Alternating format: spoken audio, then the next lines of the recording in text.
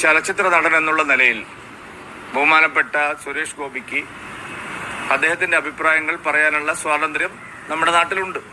പക്ഷെ പാർട്ടിയുടെ നിലപാട് മുകേഷ് രാജിവെക്കണം എന്നുള്ളത് തന്നെയാണ്. അതനുസരിച്ചുള്ള നിലപാടുമായിട്ടാണ് ഞങ്ങൾ മുമ്പോട്ട് പോകുന്നത്.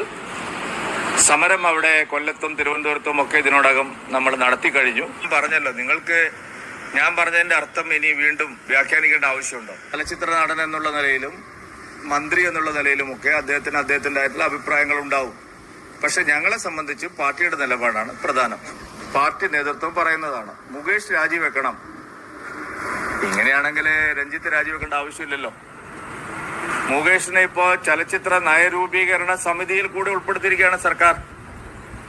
സിദ്ദിഖും രാജിവെച്ചിട്ടുണ്ടെങ്കിൽ, സിദ്ദിഖ് ഒരു സ്വകാര്യ സംഘടനയുടെ ജനറൽ സെക്രട്ടറിയാണ്, അവര് പോലും രാജിവെച്ചിട്ടുണ്ടെങ്കിൽ നിയമസഭാ സാമാജികനായിട്ട്